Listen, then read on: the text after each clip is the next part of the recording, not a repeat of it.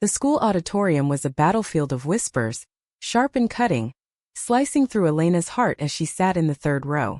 "Rented mom," they hissed, the words dripping with venom from parents who didn't bother to lower their voices. But Elena's eyes stayed fixed on the stage where her daughter Mia was about to speak. Elena had known love could hurt. She'd learned that lesson long ago when she lost her first child, a stillborn daughter named Lily, whose tiny hand she'd held for only a moment before the world went dark.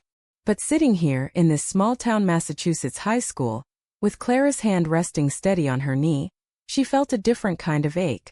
It was the kind that came from loving fiercely, from building a family against all odds, only to have it mocked by those who couldn't understand. Clara leaned closer, her voice a low murmur. "They're just scared of what they don't know, Elle. Let them talk." Her green eyes flashed with that familiar fire, the kind that had drawn Elena to her 5 years ago in a crowded Boston cafe, when Clara's laugh had been the only sound that mattered in a room full of noise. Elena nodded, but her chest tightened. She wasn't here for them. She was here for Mia, the 16-year-old girl they'd adopted 3 years ago, whose sharp wit and quiet strength had become their world. Mia, who was about to give a speech at the school's diversity assembly, an event Elena had pushed for as the head of the PTA, despite the sideways glances and hushed gossip. The same gossip that branded her a rented mom, because she and Clara were two women raising a daughter in a town that still clutched its traditions like a lifeline. On stage, Mia stepped to the podium, her dark braids swaying, her hand steady despite the tremor Elena knew she must be feeling. The room quieted, but the air was thick with judgment. Elena's grip on Clara's hand tightened. "My name is Mia Torres," she began, her voice clear, slicing through the tension. "And I'm here to talk about family."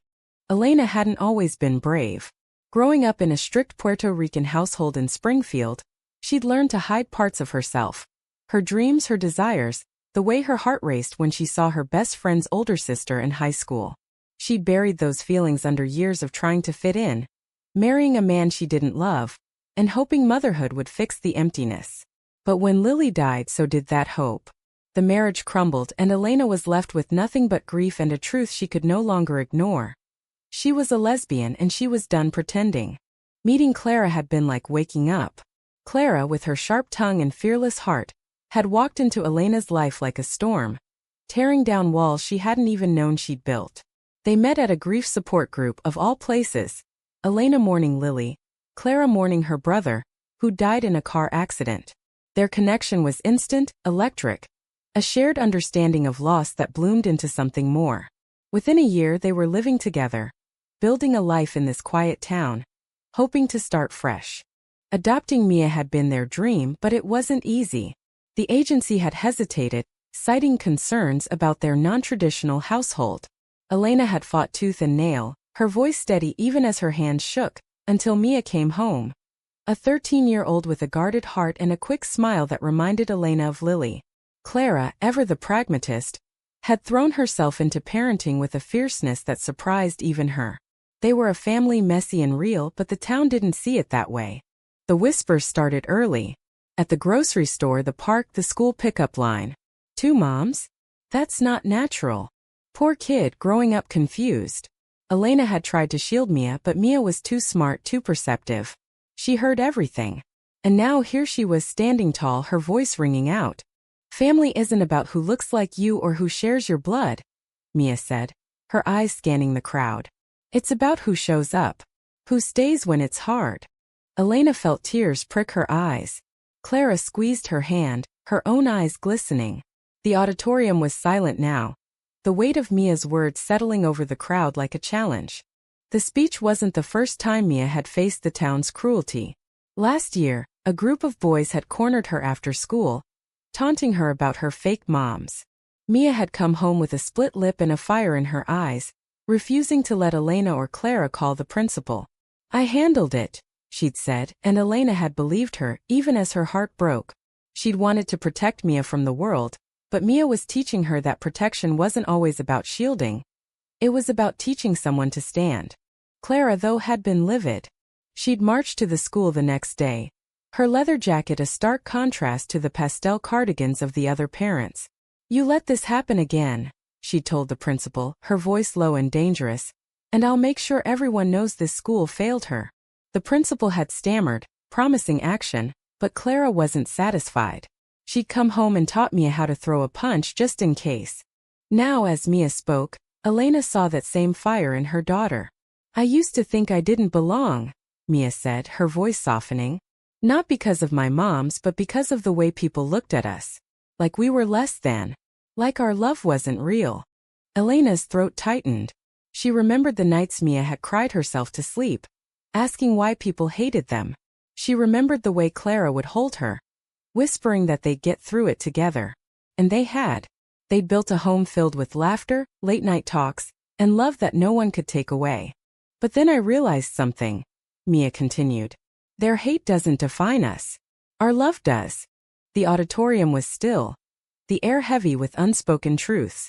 Elena glanced at Clara, whose jaw was tight, her eyes fixed on Mia. They'd fought so hard for this moment, for Mia to feel strong enough to speak, to claim her place in a world that tried to push her out. As Mia's speech ended, the room erupted in applause, not from everyone but from enough. Elena stood, pulling Clara with her, clapping until her hands ached. Mia's eyes found theirs and she smiled, a small triumphant curve of her lips that said, "We did this. Together." But the fight wasn't over. Not yet. The weeks after Mia's speech were a storm. The applause had faded, replaced by a new wave of whispers and glares. Some parents praised Mia's courage, but others doubled down, their words sharper now, as if her speech had been a personal attack. Elena felt the weight of it every time she walked into the school for PTA meetings, her shoulders squared against the stairs. Clara, ever defiant, wore her leather jacket like armor, her arm linked through Elena's as a silent declaration. We're not going anywhere. At home they tried to keep things normal. Mia threw herself into her schoolwork, her sketches, her music. Anything to drown out the noise. But Elena could see the strain in her daughter's eyes, the way her smile faltered when she thought no one was watching. It broke her heart, but it also stoked a fire in her. She'd lost one child to fate. She wouldn't lose another to hate. One evening as they sat around the kitchen table, Mia pushed her plate away and looked at Elena. Why do you keep going to those meetings, Mom? They don't want you there. Elena paused, her fork halfway to her mouth. Clara raised an eyebrow, waiting for her answer. Because if I stop they win, Elena said finally, her voice steady. And I'm not raising you to run from a fight. Mia nodded, but her eyes were distant. Clara reached across the table, her hand covering Mia's. You don't have to fight alone, kid. We've got your back. That night Elena lay awake, Clara's arm draped over her waist. Do you think we're doing enough for her? She whispered into the dark. Clara's voice was soft but firm. We're doing everything we can, Elle. She's strong because of us. Because of you. But Elena wasn't so sure. The memory of Lily haunted her. Those tiny fingers, that fleeting moment of love before the world took her away. She couldn't shake the fear that she was failing Mia too. That no matter how hard she fought, the world would always find a way to hurt the people she loved. The next blow came at the school's spring fundraiser. Elena had spent weeks organizing it, pouring her heart into every detail: banners, bake sales, a talent show where Mia was set to perform. She'd hoped it would be a chance to show the town what their family could do, to prove they belonged. But when they arrived, the whispers were louder than ever. A group of parents stood by the entrance, their voices carrying over the crowd. She shouldn't be running things, one woman said, her lips pursed. It's not right. That kind of influence around our kids. Clara's hand tightened on Elena's arm, a warning. Don't, she muttered. Not here. But Elena couldn't stay silent. She stepped forward, her voice calm but cutting. If you have a problem with me, say it to my face. I'm right here. The woman froze, her cheeks flushing. The crowd parted, eyes darting between them. We want what's best for the kids, the woman stammered. And you think I don't? Elena's voice shook, not with anger but with the weight of everything she'd carried. Lily's loss, the town's judgment, the fear of failing Mia. I'm here for my daughter. Same as you. The woman looked away, and the crowd dispersed, but the damage was done. Elena felt Clara's hand slip into hers, grounding her. You're a badass, Clara whispered, a small smile tugging at her lips. Mia's performance that night was electric. She sang a song she'd written herself, her voice raw and powerful, the lyrics weaving a story of resilience and love. Elena stood in the back, tears streaming down her face, Clara's arm around her shoulders. For a moment the world felt right. But the next day a petition started circulating. A group of parents wanted Elena removed from the PTA, claiming her lifestyle was a distraction. The word stung, but what hurt more was the realization that Mia would see it. Mia, who was already carrying too much. Elena and Clara sat Mia down that night, their voices gentle but firm. "We need to talk about what's happening," Elena said, her hands clasped tightly in her lap. Mia's eyes were guarded. "I saw the petition. They don't want you at school." Clara leaned forward, her voice steady. "They don't get to decide that, Mia. We're your parents. We belong wherever you are." Mia's lip trembled, but she nodded. I don't want you to get hurt because of me." Elena's heart shattered. She reached for Mia's hand, her voice thick with emotion. "Sweetheart, you are not the reason for their hate. You are the reason we keep going." They talked late into the night, Mia's fears spilling out, her worry that she'd never fit in, that she was letting them down. Clara, ever the protector, promised to handle the school. Elena, ever the dreamer, promised Mia a world where she could be herself without fear. But in her heart, Elena knew promises weren't enough. They needed a plan. The next morning, Elena called a meeting with the school board. She wasn't going to beg for her place, she was going to demand it. The school board meeting was held in a sterile conference room, the kind that smelled of old coffee and bureaucracy. Elena sat at the head of the table, her hands folded, her eyes steady despite the knot in her stomach. Clara sat beside her, her posture relaxed but her eyes sharp, ready to pounce if anyone crossed a line. Across from them were the board members, 5 men and 2 women, their faces a mix of discomfort and indifference. The petition lay in the center of the table, a silent accusation. "Thank you for coming," Elena began, her voice calm but firm. "I'm here to address the petition calling for my removal from the PTA. I'd like to know why." The board president, a man named Richard with thinning hair and a tight smile, cleared his throat. "Ms. Torres, it's not personal. Some parents feel your situation might be divisive. We're just trying to keep the peace." Clara's laugh was sharp, cutting through the room. "The peace? You mean letting bullies run the show while you look the other way?" Richard's smile faltered. "We're not here to debate personal choices." "It's not a choice," Elena interrupted, her voice rising. "It's who I am, who we are. And we're raising a daughter who deserves to feel safe in this school." One of the women, a younger board member named Sarah, leaned forward. "I hear you, Elena. I do. But the petition has support. We can't ignore that." Elena's hands trembled, but she kept her voice steady. "Then let's talk about what this school stands for. Because if it's about protecting kids, then you're failing mine." The room went quiet. Elena pulled out a folder, her hands steady now. Inside were letters from Mia's teachers, praising her growth, her resilience. There were emails from other parents, fewer than Elena had hoped, but enough, supporting her work on the PTA. And there was a copy of Mia's speech, underlined and annotated, a testament to her daughter's courage. "I'm not here to beg," Elena said, sliding the folder across the table. "I'm here to remind you that my family is just as real as anyone else's. And if you remove me, you're sending a message to my daughter, and every kid like her, that they don't belong." The board members exchanged glances. Sarah picked up the folder, her expression softening. Richard shifted uncomfortably.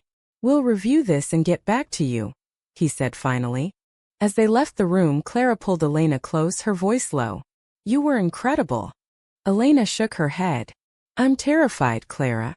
What if it's not enough?" Clara's eyes softened, and she pressed a kiss to Elena's forehead. "Then we keep fighting. For her." Back at home, Mia was waiting, her sketchbook open on the kitchen table. She'd drawn a portrait of Elena and Clara, their faces close, their smiles soft. "This is for you," she said, pushing it toward them. Elena's breath caught. The drawing captured everything, the love, the strength, the quiet moments that made them a family. "It's beautiful, sweetheart," she said, her voice thick.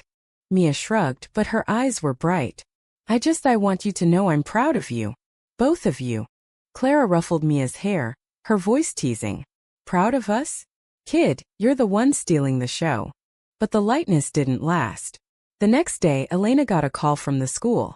The board had decided to table the petition for now. It wasn't a victory, but it wasn't a loss either. Elena felt a flicker of hope, but it was tempered by the reality of their fight. The town wasn't going to change overnight, and Mia was still caught in the crossfire.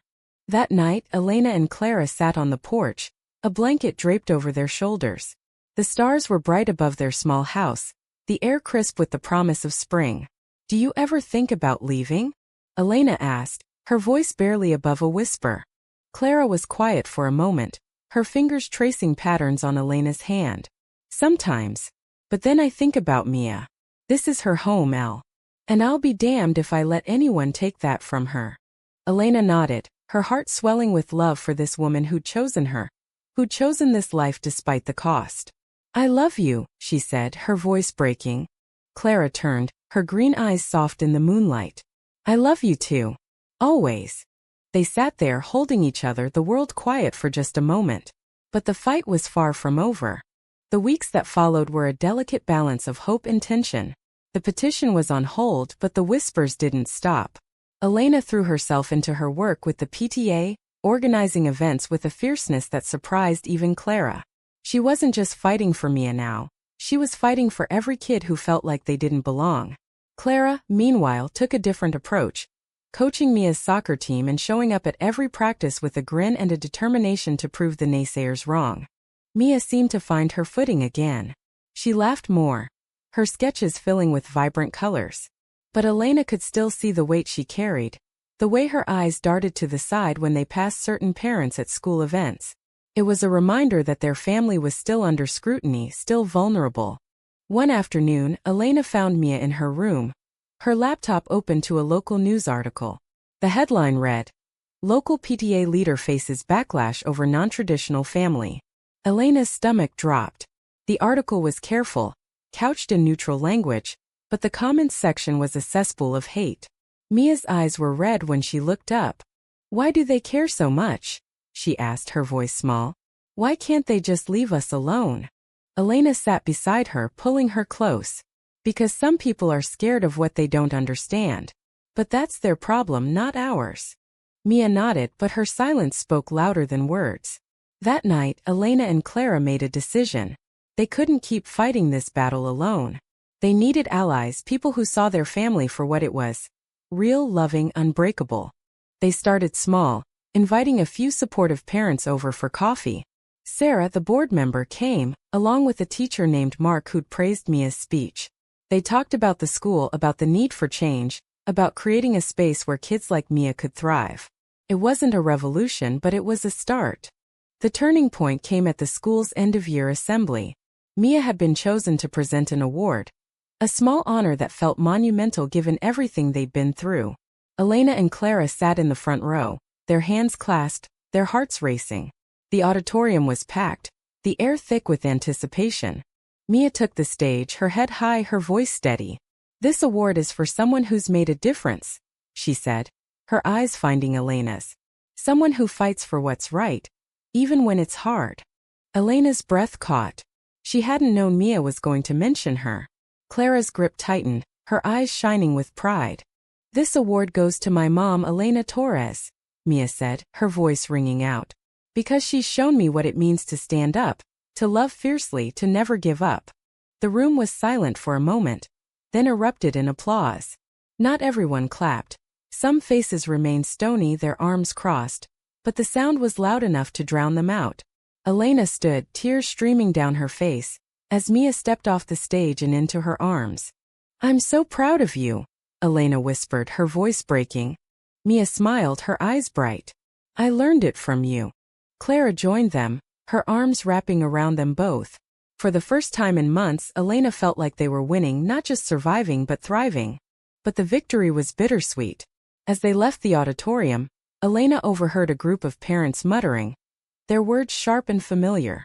"Rented mom," one of them said, loud enough to carry. Mia's shoulders stiffened, but she kept walking, her head high. Clara's jaw tightened, but Elena shook her head. "Not today," she said softly. "Today's for us." They drove home in silence, the weight of the moment settling over them. But when they got inside, Mia turned to them, her voice steady. "I want to do something," she said. "Something big. For all of us." Elena and Clara exchanged a glance. "What do you have in mind, kid?" Clara asked, a smile tugging at her lips. Mia's eyes sparkled with determination. "A pride event. Here. In this town." Elena's heart swelled. It was a bold idea, one that would stir up more trouble. But looking at Mia, at Clara, at the family they built, she knew they were ready. Planning the pride event became their lifeline. Mia threw herself into it, designing posters and organizing speakers, her energy infectious. Elena and Clara worked alongside her, reaching out to local organizations, securing a permit for the town square. The resistance was immediate. Angry emails, whispered threats, a few parents pulling their kids from school events. But there were allies too. Sarah, Mark, a handful of students who'd been inspired by Mia's speech. They showed up, their voices loud, their support unwavering. The night before the event, Elena found Clara in their bedroom, staring at an old photo of her brother. "He'd be proud of us," Clara said, her voice soft. "He always said love was worth fighting for." Elena wrapped her arms around her, resting her chin on Clara's shoulder. "He was right. And so are we." Clara turned, her eyes searching Elena's. "Are we ready for this? Really?" Elena smiled, her heart steady. "We've been ready our whole lives." The pride event was small but powerful. The town square was filled with color, rainbow flags, handmade signs, music spilling from a small stage. Mia stood at the microphone, her voice clear and strong, welcoming everyone. Elena and Clara stood in the crowd, their hands clasped, their hearts full. Not everyone came. Some stayed away, their absence a silent protest. But those who did were there with purpose. Halfway through, Mia called Elena and Clara to the stage. "These are my moms," she said, her voice breaking with emotion. "They taught me that family isn't about what other people think. It's about love. And I'm so grateful for theirs." The crowd cheered, and Elena felt tears stream down her face. Clara's arm was around her, steady as always. They'd faced so much loss, hate, fear, but here in this moment they were whole. As the event ended, a woman approached them, her face familiar but worn. It was the woman from the fundraiser, the one who'd spoken against Elena. Her eyes were red, her voice low. I lost a son," she said, her words halting. "I didn't understand before. But hearing me, I see it now. I'm sorry." Elena's breath caught. She saw Lily in her mind, felt the weight of that loss, but also the hope of this moment. "Thank you," she said, her voice soft. "That means more than you know." The woman nodded and walked away, and Elena turned to Clara, her heart full. They'd fought for this, for Mia, for themselves, for a world where love could win. And they'd won not just for themselves but for everyone who needed to see it. As the sun set, casting a warm glow over the square, Mia ran to them, her smile brighter than ever. "We did it," she said, throwing her arms around them. Clara laughed, pulling her close. "Yeah, kid. We did." Elena looked at her family, at the crowd around them, at the town that was slowly, painfully starting to change. They'd called her a rented mom, but Mia's words had broken through, not just to the town, but to the parts of Elena that still grieved, that still doubted. She wasn't a rented mom. She was a mother, a partner, a fighter. And together they were unstoppable. Thank you for listening. Like and subscribe to get notifications about next videos.